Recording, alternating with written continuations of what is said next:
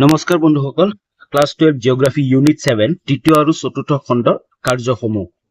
এইটো video' part 2 হয়। ইয়াৰ আগতে মই পাৰ্ট 1 ভিডিঅ' বনাইছিলো, তাত মই ইউনিট 7ৰ বাকি আগৰ কুৱেশ্যন এনচাৰবোৰ ডিছকাছ কৰিছো। তোমালোকে যদি চোৱা নাই, ডেছক্ৰিপশ্যনত লিংক থাকিব, তাত গৈ তোমালোকে চাব পাৰা। আৰু আজি মই পাৰ্ট 2ত বাকি যিবোৰ কুৱেশ্যন এনচাৰ ৰৈ গ'ল সেইখিনি ডিছকাছ কৰিম, আৰু যিবোৰ ৰৈ যাব সেইবোৰ মই পাৰ্ট 3ত ডিছকাছ কৰিবলৈ চেষ্টা কৰিম। অ'কে, তো আগবাঢ়ো।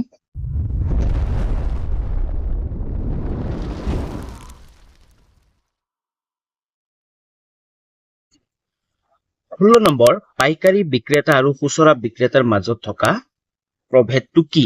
পাইকাৰী বিক্ৰেতা আৰু খুচুৰা বিক্ৰেতা, এই দুটাই আমি মেইন ইম্পৰ্টেণ্ট। পাইকাৰী বিক্ৰেতা মানে কি আৰু খুচুৰা বিক্ৰেতা মানে কি? চোৱা, খুচুৰা বিত্তীয় সেৱা পোনপটীয়াভাৱে গ্ৰাহকৰ লগত সংযোগ স্থাপন কৰে। মানে খুচুৰা যিবোৰ বিক্ৰেতা আছে সেইবোৰ পোনপটীয়াকৈ ডাইৰেক্টলি গ্ৰাহকৰ লগত সংযোগ স্থাপন কৰে। বেছি সংখ্যক খুচুৰা বিক্ৰীয়ে কোনো ঠাই স্থানীয়ভাৱে স্থাপিত কৰা হয়। বেছিভাগ খুচুৰা বিক্ৰীয়ে কোনো এটা ঠাইত স্থানীয়ভাৱে স্থাপিত কৰা হয়। এইসমূহ সম্পূৰ্ণভাৱে বিক্ৰীৰ বাবে নিয়োজিত। খুচুৰা বাণিজ্য দোকানৰ মধ্যমত সংগঠিত হয়। অ'কে, কি দোকানৰ মধ্যমত সংগঠিত হয়। যিবোৰ খুচুৰা বাণিজ্য যে এইবোৰ দোকানৰ মাধ্যমত, দোকানৰ দ্বাৰা, যেনেকৈ দোকানবোৰ, সেইবোৰ কি এটা খুচুৰা বাণিজ্য কেন্দ্ৰ। অ'কে, এনে দোকানত পাইকাৰী বাণিজ্য কেন্দ্ৰকে ধৰি আন বহু উৎসৰ পৰা অহা পণ্যৰ স্থানীয় চাহিদা ভিত্তিক পণ্যৰ সমাৱেশ ঘটে। অ'কে, ফুটপাথৰ ক্ষুদ্ৰ দোকানী, ফেৰীৱালা, ট্ৰাক অথবা ঠেলাৰ সুজ্জিত চলমান বিক্ৰী কেন্দ্ৰ প্ৰভৃতিৰ বেলিকা সংশ্লিষ্ট বিক্ৰেতাই নিৰ্দিষ্ট সময়ৰ ব্যৱধানত পাইকাৰী ভাণ্ডাৰৰ পৰা পণ্য সংগ্ৰহ কৰি গ্ৰাহকৰ সন্মুখত উপহাৰ মেলে। যিবোৰ এইবোৰ দোকানী আছে, পাইকাৰী খুচুৰা বিক্ৰেতা আছে, সেইসকলে কি কৰে, তেওঁলোকে যি পাইকাৰী ভাণ্ডাৰ আছে তাৰ পৰা পণ্য সংগ্ৰহ কৰি গ্ৰাহকৰ ওচৰলৈ আনে। অ'কে, সাম্প্ৰতিক সময়ত চহৰ অঞ্চলত কিছুমান খুচুৰা বেপাৰীয়ে টেলিফোন, ইণ্টাৰনেট আদি যোগাযোগ মাধ্যমত গ্ৰাহকৰ নিৰ্দিষ্ট নিৰ্দেশ অনুসৰি ঘৰে ঘৰে অথবা কোনো নিৰ্দিষ্ট স্থানৰ পণ্য যোগান ধৰে। যেনে আমাৰ এই চুইগি, জমেট' এইবোৰ মানে ইণ্টাৰনেট, টেলিফোন মানে যোগাযোগ মাধ্যমৰ সহায় লৈ তেওঁলোকে কি কৰে, পণ্য যোগান ধৰে। অৰ্থাৎ খুচুৰা বাণিজ্যৰ পৰিসৰ চাৱৰ বিক্ৰী কেন্দ্ৰ, চলমান বিক্ৰী কেন্দ্ৰ আৰু নিৰ্দেশমূলক যোগান, এই তিনিটা পৰিবেশন পদ্ধতি পোৱা যায়। অ'কে, নেক্সট কি কৈছে, পাইকাৰী বিক্ৰী সেৱা বা বাণিজ্যিক সেৱা হ'ল বৃহৎ আকাৰৰ গঠন প্ৰক্ৰিয়াৰ বাণিজ্য। এনে বাণিজ্যৰ ক্ষেত্ৰত বেচা কিনাৰ লগত জড়িত টকা পইচা লেনদেন বেংক অথবা এনে জাতীয় প্ৰতিষ্ঠানৰ মাধ্যমতহে ঘটে। অ'কে, কিহৰ বেংক টকা পইচা লেনদেন বেংক অথবা তেনে জাতীয় প্ৰতিষ্ঠানৰ মাধ্যমতহে ঘটে, যিবোৰ পাইকাৰী সেৱা থাকে। অ'কে, পাইকাৰী বিক্ৰীয় সেৱা থাকে। এনে পৰ্যায়ৰ বজাৰৰ পণ্যসমূহ বহু সময়ত বেচা কিনা কৰা লোকসকলে পোনপটীয়াকৈ স্পৰ্শ কৰিবলৈ নাপায়। পোনপটীয়াকৈ কেতিয়াবা স্পৰ্শ কৰিবলৈ নাপায় পাইকাৰী বিক্ৰী বা পাইকাৰী ব্যৱস্থাটো।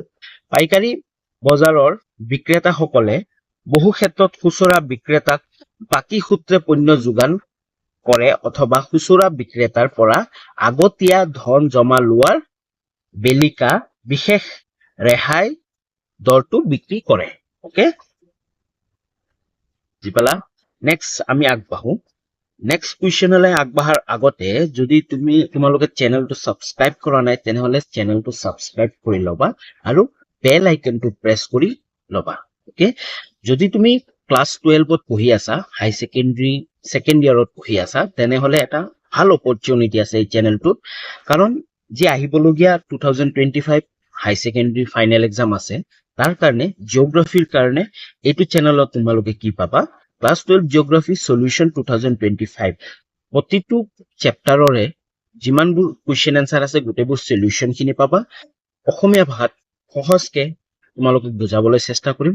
Okay, previous year question paper with solution, যি আগৰ বছৰৰ কুৱেশ্যন পেপাৰবোৰ আছে সেই কুৱেশ্যন পেপাৰবোৰো পাবা লগতে কুৱেশ্যন পেপাৰবোৰৰ উত্তৰো পাবা আৰু বুজাইও দিম ওকে আৰু next previous year question paper chapter wise প্ৰতিটো চেপ্টাৰত পৰা যি কুৱেশ্যন আহিছিল আগৰ বছৰত আৰু যি ইম্পৰ্টেণ্ট কুৱেশ্যন আহিব পাৰে সেইবোৰ দিম ওকে আৰু এই সকলোবোৰ তোমালোকে ভিডিঅ'টো পাবা ইয়াৰ উপৰিও তোমালোকে পিডিএফও ডাউনলোড কৰিব পাৰিবা ওকে পিডিএফবোৰ ক'ত পাবা টেলিগ্ৰাম চেনেলত মোৰ টেলিগ্ৰাম চেনেলটো ডেছক্ৰিপশ্যনত লিংক দিয়া আছে তোমালোকে তাত গৈ টেলিগ্ৰামটোত জইন হয় গ্ৰুপটোত জইন হয় তাৰপে পিডিএফবোৰ ডাউনলোড কৰিব পাৰিবা ওকে নেক্সট কুৱেশ্যনলৈ আগবাঢ়ো 17 নম্বৰ পৰিবহন সেৱাক প্ৰভাৱিত কৰা কাৰকবোৰ কি কি মানে পৰিবহন যি সেৱা আছে সেই সেৱাক প্ৰভাৱিত কৰা কাৰকবোৰ কি কি পৰিবহন সেৱাক প্ৰভাৱিত কৰা কাৰক প্ৰধান দুবিধ কেইবিধ সেয়া হৈছে চাহিদা আৰু নিৰ্দিষ্ট পথ চাহিদা আৰু নিৰ্দিষ্ট পথ এই দুটা কাৰকে পৰিবহন ব্যৱস্থাৰ উন্নতিক যথেষ্ট পৰিমাণে প্ৰভাৱ পেলায় তলত এই কাৰক দুটাৰ বিষয়ে আলোচনা কৰা হ'ল তো ক নম্বৰ প্ৰথমটো কি আছিল চাহিদা কোনো এখন ঠাইৰ পৰিবহন সেৱাৰ চাহিদা নিৰ্ভৰ কৰে সেই ঠাইখনত বাস কৰা জনসংখ্যাৰ পৰিমাণ আৰু তেওঁলোকৰ জীৱন ধাৰণৰ মানদণ্ডৰ ওপৰত মানে এই যে পৰিবহন ব্যৱস্থা আছে ন পৰিবহন ব্যৱস্থাটো চাহিদাৰ ওপৰত মেইন কাৰক চাহিদা মানে কি যে কোনো এখন ঠাইৰ তাৰ জনসংখ্যা কিমান আছে জনসংখ্যা আৰু তেওঁলোকৰ জীৱন ধাৰণৰ মানদণ্ডৰ ওপৰত নিৰ্ভৰ কৰিহে পৰিবহন ব্যৱস্থাবোৰ হয় ওকে ঠাই এখনৰ জনসংখ্যা পৰিমাণ যিমানে বাঢ়ে পৰিবহনৰ চাহিদা সিমানে বাঢ়ে মানে ঠাই এখনত জনসংখ্যা যিমানে বাঢ়িব সিমানে তাত পৰিবহন হ'ব ওকে এতিয়া আমি এক্সাম্পল এটা ল'ব পাৰো আমাৰ গাঁও অঞ্চলৰ পৰিবহন ব্যৱস্থা চোৱা আৰু চহৰ অঞ্চলৰ পৰিবহন ব্যৱস্থা চহৰ অঞ্চলত চাবা চহৰ অঞ্চলৰ পৰিবহন ব্যৱস্থা যথেষ্ট তাৰ চাহিদা বেছি কিয় তাত জনসংখ্যা বেছি আৰু সকলোৱে চহৰ অঞ্চললৈ যাব বিচাৰে যিকোনো কাম সূত্ৰে ওকে কিন্তু আমাৰ গাঁও অঞ্চল একেবাৰে পিছপৰা গাঁও অঞ্চলত চোৱা তাত পৰিবহন ব্যৱস্থা অতিকৈ বেয়া দিনত কি ঠিক এটা গাড়ী চলে ওকে সেইবাবে ঘন জনসংখ্যাৰ ঠাইবোৰত পৰিবহন ব্যৱস্থা সোনকালে গঢ়ি উঠাৰ লগতে উন্নত মান বিশিষ্টও হয় মানুহৰ জীৱন ধাৰণৰ মানদণ্ড যিমানে উন্নত হয় পৰিবহন সা সুবিধাও সিমানে উন্নত মানে সেইবাবে জনসংখ্যা ঠাইবোৰত পৰিবহন ব্যৱস্থা সোনকালে গঢ়ি উঠা লগতে উন্নত মান বিশিষ্ট হয় য'ত জনসংখ্যা বেছি থাকিব তাত পৰিবহন ব্যৱস্থা উন্নত হ'ব ওকে মানুহৰ জীৱন ধাৰণৰ মানদণ্ড যিমানে উন্নত হ'ব পৰিবহনৰ সা সুবিধা সিমানে উন্নত হ'ব ওকে 6 নম্বৰ কি কৈছিল নিৰ্দিষ্ট পথ মানে কি নিৰ্দিষ্ট পথ মানে তো বুজি পাইছা ৰোড এই নিৰ্দিষ্ট পথো জৰুৰী হ'ব পৰিবহনৰ কাৰণে চোৱা পৰিবহন সেৱাৰ উন্নতিৰ লগত বিশেষভাৱে জড়িত আন এবিধ কাৰক হ'ল নিৰ্দিষ্ট পথ পৰিবহন পথবোৰ জনসাধাৰণে আকৃষ্ট হোৱাৰ প্ৰতি লক্ষ্য ৰাখি নিৰ্মাণ কৰিব লাগে যাতে পথটো নগৰ চহৰ ঔদ্যোগিক কেন্দ্ৰ বজাৰ প্ৰাকৃতিক সম্পদেৰে ভৰি থকা অঞ্চল আৰু ক্ষেত্ৰবোৰ বসতিপূৰ্ণ ঠাই আদিক স্পৰ্শ কৰি যায় সাধাৰণতে এনে পথসমূহে ভ্ৰমণ কৰিবলৈ পৰ্যটকসকলক আকৃষ্ট কৰে ফলত অঞ্চলটোৰ পৰিবহন সেৱাই আৰ্থিক দিশত যথেষ্ট লাভৱান হয় নিৰ্দিষ্ট পথ মানে কি যদি আমি এটা ৰোড বনাই দিওঁ একেবাৰে সেই পথাৰৰ মাজেৰে চিধা একেবাৰে গুৱাহাটীৰ পৰা একেবাৰে ডিব্ৰুগড়লৈ পথাৰৰ মাজে মাজে তাত কিন্তু মানুহৰ সুবিধাজনক হ'ব জানো সুবিধাজনক নহয় যদিহে এই পথটোৱে যিমানবোৰ গুৱাহাটীৰ পৰা যাব লগা হলে ডিব্ৰুগড়লৈ যাব লগা হলে যিবোৰ মুখ্য চহৰ আছে জাগিৰোড নগাঁও গোলাঘাট এইবোৰ কানেক্ট কৰি যাব লাগিব হয় নাই কাৰণ মানুহ তাতো যাব পাৰে তো সেইকাৰণে নিৰ্দিষ্ট পথ জৰুৰী হয় ওকে বুজি পালা এইখিনি সেইকাৰণে ফলত অঞ্চলটোৰ পৰিবহন সেৱা আৰ্থিক দিশত যথেষ্ট লাভজনক হয় মানে যদি ডাঙৰ চহৰৰ মাজেৰে যায় যেনে ঔদ্যোগিক কেন্দ্ৰ বজাৰ প্ৰাকৃতিক সম্পদেৰে ভৰি থকা প্ৰাকৃতিক সম্পদ থাকিলে মানুহে চাই ভাল পাব যেনেকে পৰ্যটনবোৰ কিছুমান পৰ্যটনে যোৱাৰ টাইমত কাজিৰঙাখন চাই যায় তো সেইটো চাব লগা বস্তু তাৰ ওপৰতো বহুতখিনি ইম্পেক্ট কৰিব এতিয়া কাজিৰঙাৰ ওচৰেদি পথটো যোৱাৰ কাৰণে মানুহবোৰ সহজতে কাজিৰঙালৈ যাব পাৰে যিবোৰ বিদেশী পৰ্যটক আহে হয় নাই নেক্সট কুৱেশ্যনলৈ আগবাঢ়ো কুৱেশ্যন নম্বৰ 18 হৈছে যোগাযোগৰ সেৱাসমূহৰ ওপৰত এটি টোকা লিখা যোগাযোগৰ সেৱা মানে তোমালোকে বুজি পোৱা হয়নে? যোগাযোগৰ সেৱাৰ মাধ্যমৰ শব্দ, বাৰ্তা, তথ্য আৰু ধাৰণা প্ৰভৃতি ধ্বনি, চিত্ৰ, লিখনি অথবা আন যিকোনো ধৰণৰ সংকেত ৰূপত নিৰ্দিষ্ট লক্ষ্য অভিমুখে প্ৰেৰণ কৰা হয়। তাকে কি বুলি কোৱা হয়? যোগাযোগ বুলি কোৱা হয়। যেনে আমি টেলিফোন, বৰ্তমান সময়ত আমি মোবাইল ফোনেৰে আমি যি আন এজন মানুহৰ লগত কথা পাতো, এইবোৰ হ'ল কি? যোগাযোগ সেৱা, ওকে, বা যোগাযোগ ব্যৱস্থা। আগৰ দিনত কেৱল লিখনি অথবা চিত্ৰৰ মাধ্যমত ডাক ব্যৱহাৰ যোগেদি এঠাইৰ পৰা আন কোনো লক্ষ্য স্থানলৈ কিছুমান বাতৰি অথবা সম্বেদ প্ৰেৰণ কৰা হৈছিল। আগৰ দিনত কি হৈছিল? আমি সকলোৱে জানো ডাক সেৱা আছিল, যি ডাকঘৰ আছিল। আমি কি কৰো? চিঠিত লিখিব লাগে, চিঠিত লিখি ডাকঘৰত দিব লাগে। সেই চিঠিখন বহুত দিন পিছত গৈ আমি যাক লিখিছিলো তাৰ ওচৰলৈ পায়। সেইটো আছিল আগত আছিল, সেইটো কি? যোগাযোগ ব্যৱস্থা এটা আছিল। ওকে, সময়ৰ সোঁতত যোগাযোগ প্ৰযুক্তিসমূহৰ ক্ষিপ্ৰ পৰিৱৰ্তন ঘটিছে। বৰ্তমান সময়ত কি ক্ষিপ্ৰ পৰিৱৰ্তন ঘটিছে? এতিয়া তোমালোকে চাগে সেই চিঠিৰ হেৰিটো পোৱা নাই, আমিও পোৱা নাই। আমাৰ মা দেউতাহঁতে চিঠিৰ সেই যোগাযোগ ব্যৱস্থাটো পাইছিল, হয় নাই? ফলস্বৰূপে পূৰ্বে ডাক যোগে প্ৰেৰণ কৰা সম্বেদসমূহ সপ্তাহ অথবা মাহৰ হিচাপত প্ৰয়োজন হোৱা সময়ৰ দূৰত্ব অতিক্ৰম কৰিবলৈ আজি যোগাযোগ প্ৰণালীটো টেলিফোন যোগে 1 ছেকেণ্ড সময়ৰ প্ৰয়োজন নহয়। মানে আগত যি এই ডাক সেৱা আছিল, ডাক সেৱা কি দূৰত্ব অনুসৰি তাৰ সময় লাগে, সপ্তাহ লাগি যায়, কেতিয়াবা মাহ লাগি যায় এখন চিঠি পাবলৈ গ'লে। কিন্তু বৰ্তমান সময়ত আমি 1 ছেকেণ্ডৰো কম সময়তে কি কৰিব পাৰো? সেই যোগাযোগ স্থাপন কৰিব পাৰো। বুজি পাইছা? নেক্সট কি হৈছে? ৰেডিঅ', দূৰদৰ্শন, ফেক্স প্ৰভৃতিৰ এনে পৰ্যায়ৰ আনবোৰ মাধ্যমৰ সহায়তো যথাক্ৰমে ধ্বনি আৰু চিত্ৰসহ লেখনি ৰূপত একেই গতিবেগত পৃথিৱীৰ যিকোনো দুখন স্থানৰ মাজত যোগাযোগ প্ৰতিষ্ঠিত হৈছে। বৰ্তমান সময়ত কি এই যিমানবোৰ আছে, আগতে কি আছিল? অনলি চিঠি আছিল, আৰু কি? আৰু ৰেডিঅ' আছিল, আৰু বাতৰি কাকত আছিল। বৰ্তমান সময়ত আমি কি কৰিব পাৰো? ভিডিঅ' যে এই যোনটো কি কৰিলে এইটো চিত্ৰসহ ধ্বনি, হয় নাই? চিত্ৰসহ ধ্বনি মানে এই ভিডিঅ'বোৰো আমি লগ দিব পাৰো। যেনে হোৱাটছএপৰ যোগেদি আমি বৰ্তমান সময়ত ভিডিঅ' ক'ৰবাত দিব পাৰো, হয় নাই? তদুপৰি পূৰ্বৰ শতিকাটো অভিসম্বন্ধীয় পৰ্যায়ৰ যোগাযোগৰ মধ্যম বাতৰি কাকতসমূহ স্থাপন সাম্প্ৰতিক কালৰ ৰিমট সেন্সিঙৰ ওপৰত নিৰ্ভৰশীল। ৰিমট সেন্সিং মানে কি? ৰিমট সেন্সিং মানে এই আমাৰ ইণ্টাৰনেট সেৱাটো, হয় নাই? ৰিমট সেন্সিং এটা ডিফাৰেণ্ট কনচেপ্ট হয়, মই কেতিয়াবা বুজাম বাৰু। এইটো অলপ বেলেগ কনচেপ্ট হয়, এইটো অলপ ডিজিটেল কনচেপ্ট হয়, GIS-ৰ বস্তু হয়। কিন্তু ৰিমট সেন্সিং মানে কি? আমাৰ এই ৰিমট সেন্সিঙৰ সহায়ত আমি কি এই যোগাযোগ স্থাপন কৰি আছো, যে চেটেলাইটবোৰ, হয় নাই? এইবোৰহে ৰিমট সেন্সিং। অন্ততন্ত্ৰ অথবা ইন্টাৰনেট ব্যৱহাৰে পৰিচালিত গোলকীয় যোগাযোগ ব্যৱস্থা পূৰ্ণ প্ৰতিষ্ঠা ঘটিছে। আৰু এই ৰিমট সেন্সিঙৰ সহায়তে আমি কি গোটেই পৃথিৱীৰ লগত সংযোগ হৈ আছো, যি যোগাযোগ স্থাপন কৰিব পাৰিছো। ওকে, নেক্সট কুৱেশ্যনলৈ আগবাঢ়ো। নেক্সট 19 নম্বৰ, অনানুষ্ঠানিক খণ্ডৰ সেৱা সম্পৰ্কে এটি টোকা লিখা। এতিয়া অনানুষ্ঠানিক সেৱাৰ সম্পৰ্কে এটি টোকা লিখা। প্ৰথমে হ'ল আমাৰ অনানুষ্ঠানিক সেৱা মানে কি, সেইটো বুজিব লাগিব। চোৱা, বহুতো সেৱা পৰিৱেশকে ব্যক্তিগত অথবা সমষ্টিগতভাৱে নিজ সূত্ৰ অনুসৰি কিছুমান বৈশিষ্ট্যহীন অথবা বৈশিষ্ট্যপূৰ্ণ লক্ষণৰ অনানুষ্ঠানিক সেৱা আগবঢ়াই থকা দেখা যায়।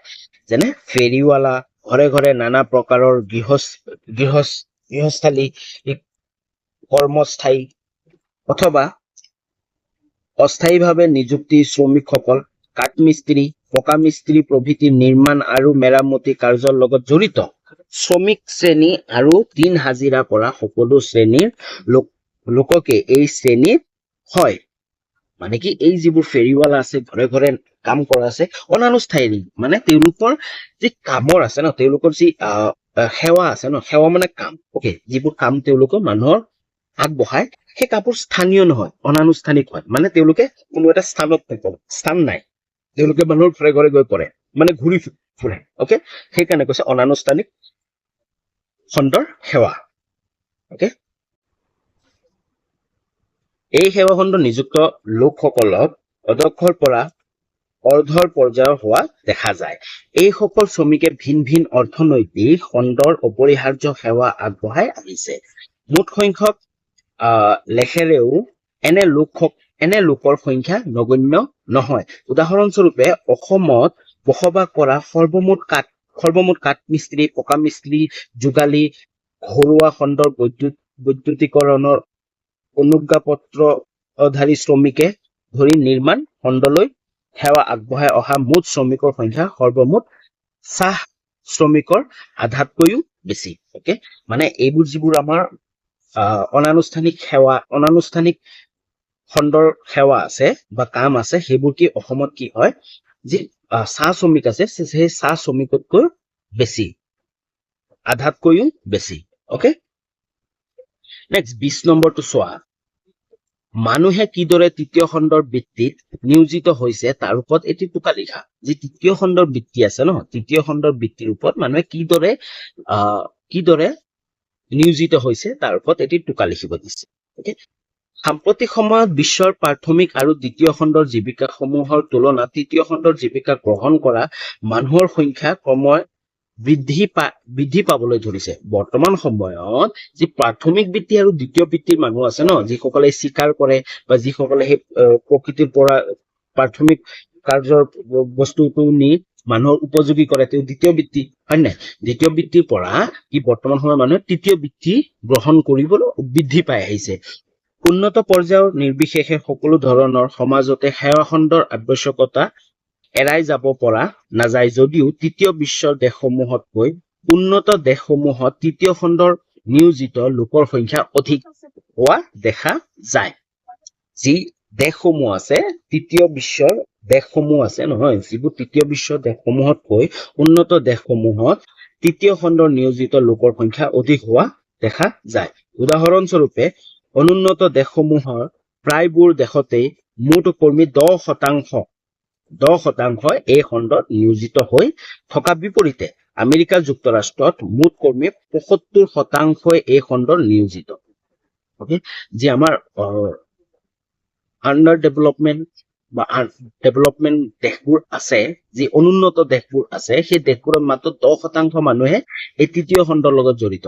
কিন্তু আমেৰিকা যুক্তৰাষ্ট্ৰ যিবোৰ ডেভেলপ কাণ্ট্ৰি, মানে উন্নত দেশ, সেই দেশত কি মুঠ কৰ্মী কিমান? 75% এই খণ্ড নিয়োজিত। পৃথিৱীৰ সৰ্ববৃহৎ তৃতীয় খণ্ডৰ জীৱিকা ৰূপে চিহ্নিত পৰ্যটন উদ্যোগ সমগ্ৰ বিশ্বতে 25 কোটি মানুহৰ প্ৰত্যক্ষ সংস্থাপন সম্ভৱ হৈছে। ওকে, কিমান? 25 কোটি মানুহৰ সংস্থাপন সম্ভৱ হৈছে।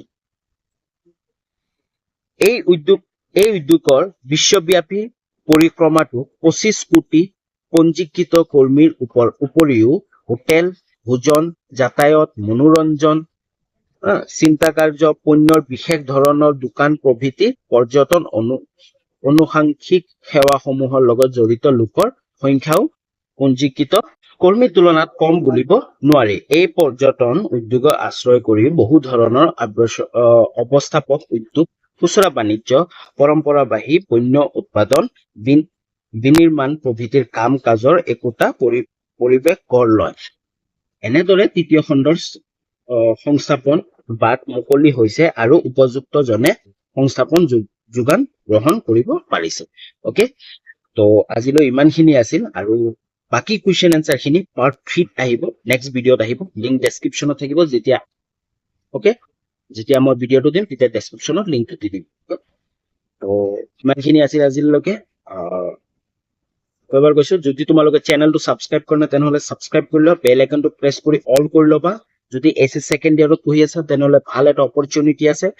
ওকে, ক্লাছ 12 জিঅ'গ্ৰাফি সলিউশ্যন 2025ৰ কাৰণে গোটেইখিনি সলিউশ্যন দিম, গোটেইখিনি কুৱেশ্যন এনসাৰ দিম। আগৰ বছৰত যিমান কুৱেশ্যন এনসাৰ আছে গোটেইখিনি দিম, কুৱেশ্যন পেপাৰবোৰ দিম। ওকে, চেপ্টাৰৰ পৰা ইম্পৰ্টেণ্ট কুৱেশ্যনবোৰ পাবা। ওকে, আৰু গোটেইবোৰ তোমালোকে ভিডিঅ'টো পাবা, তাৰ লগতে PDF ডাউনলোড কৰি ল'ব পাৰিবা। ওকে, আজিলৈ ইমানখিনি আছিল, বাই বাই।